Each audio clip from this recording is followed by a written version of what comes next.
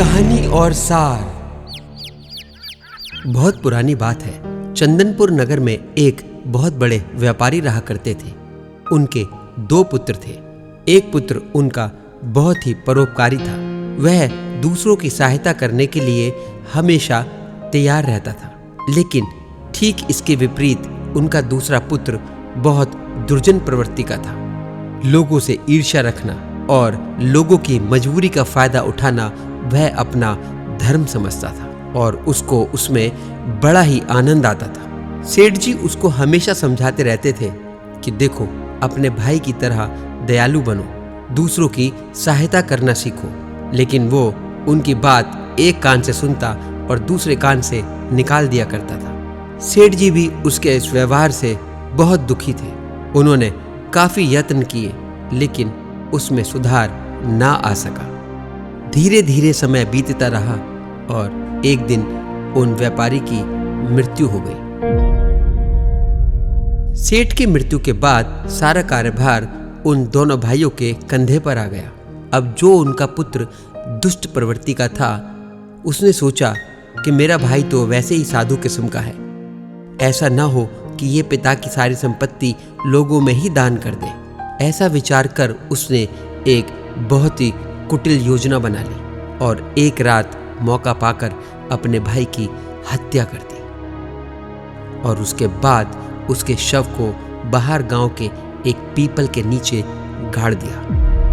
अकाल मृत्यु होने के कारण वह व्यक्ति प्रेत योनि में जा पहुंचा और उस पीपल के आसपास ही उसकी आत्मा मंडराती रही।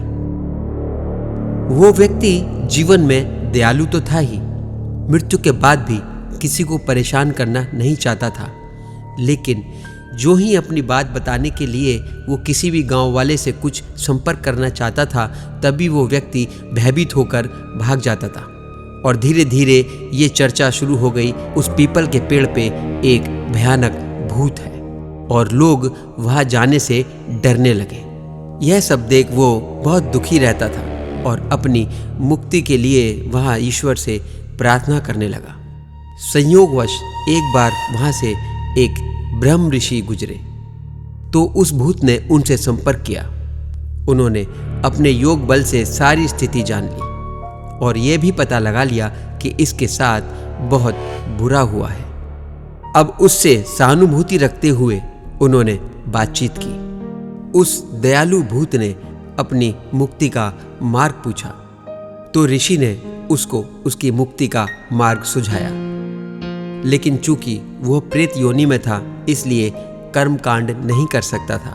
तो उस भूत के लिए उन ऋषि ने पूजा हवन वगैरह किया और उस पूजा हवन से प्राप्त सारा पुण्य उस प्रेत को समर्पित कर दिया।